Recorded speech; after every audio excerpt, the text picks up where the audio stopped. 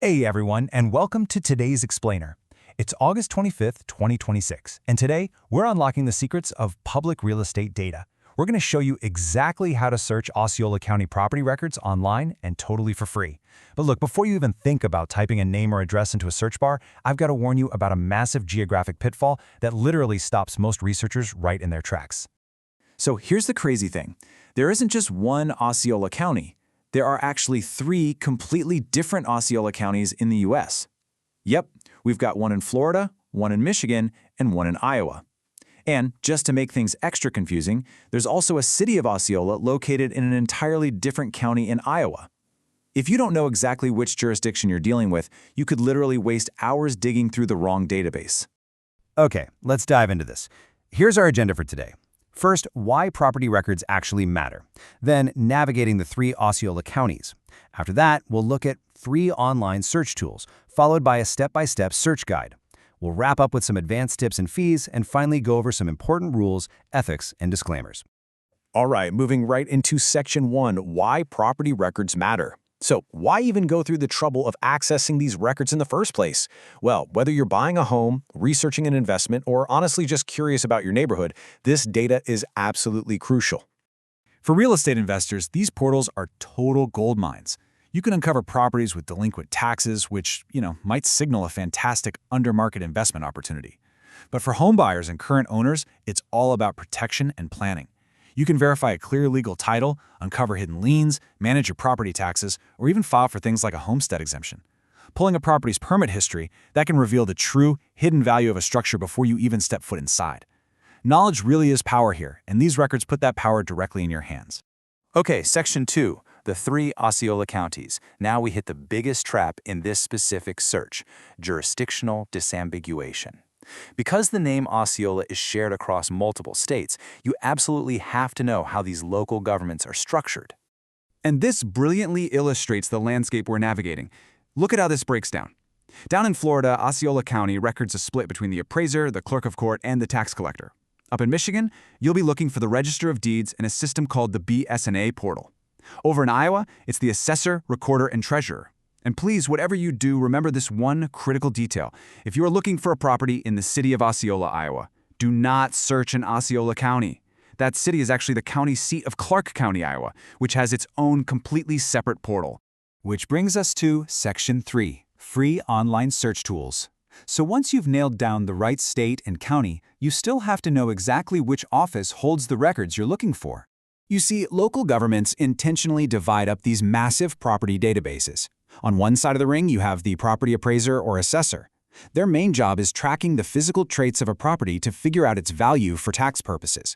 So if you want building specs, square footage, or tax exemptions, you go to them. On the other side, you've got the clerk of court or the recorder. Honestly, they don't care how many bathrooms a house has. They only care about the legal chain of title. You go to them for official deeds, mortgages, and liens. Basically, one office handles the money and values, while the other handles the legal ownership.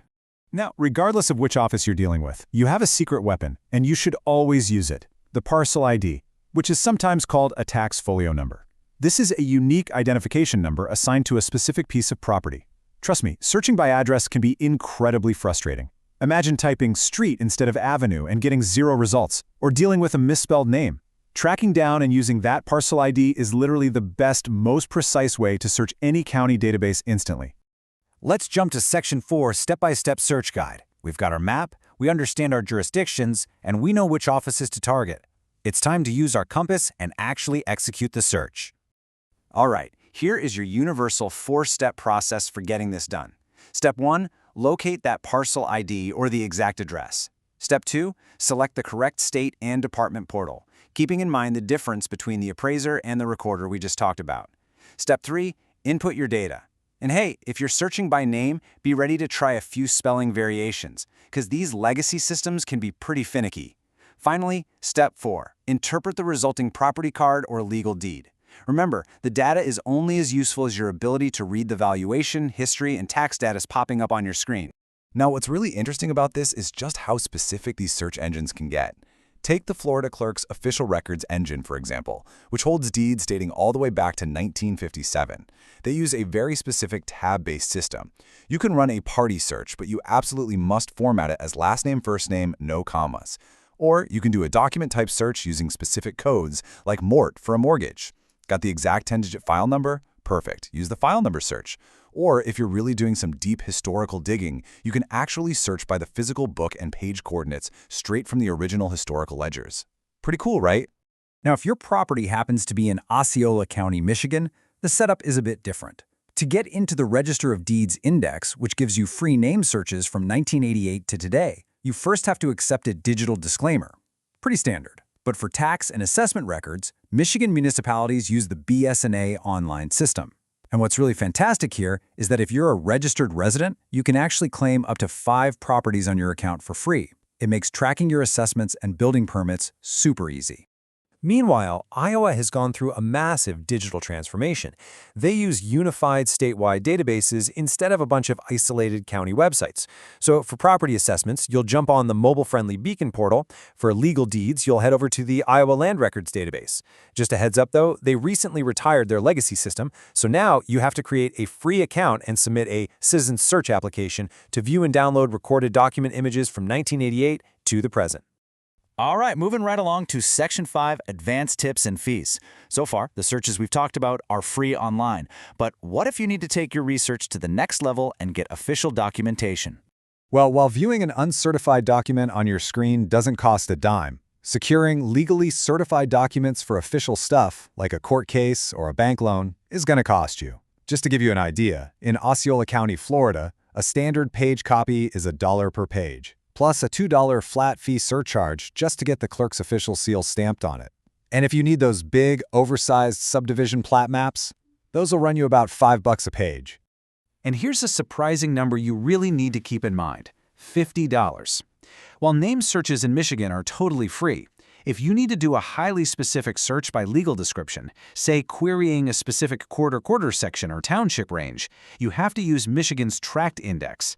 And the county charges a pretty steep fee of $50 per hour for this advanced spatial search. So yeah, definitely plan your research time carefully to avoid racking up a huge bill. Speaking of spatial searches, whatever you do, do not ignore the free Geographic Information System or GIS map layers. Clicking into these tools gives buyers and investors an incredible edge. You can overlay property boundaries with FEMA flood zones, check out future zoning plans, and even track threatened species distributions. In Iowa, platforms like Acres actually provide soil productivity maps for agricultural land. And back in Florida, you can sign up for a free property fraud alert service. It literally emails you instantly if a deed or lien is ever recorded against your parcel. It's a total game changer. Okay, last but not least, Section 6, Rules, Ethics, and Disclaimers. As we wrap things up today, let's briefly touch on some best practices and disclaimers for using this public data, just so you can navigate these databases like a true professional. So the crucial point here is keeping this ancient legal doctrine in mind: buyer beware. This is especially vital if you're using these databases to participate in county tax deed auctions where properties get sold off to recover unpaid taxes. The county absolutely does not warrant a clear title at these auctions. If you buy a property, you might also be buying the previous owner's hidden liens or encumbrances. It is entirely on you to do the research. Furthermore, literally every single portal we've discussed today operates under a strict disclaimer. These digital indexes are just intended as search guides for your convenience. They are not final, legally binding guarantees of a clear title. You also need to respect the digital infrastructure, guys. Automated data scraping tools, they are explicitly prohibited on systems like Michigan's.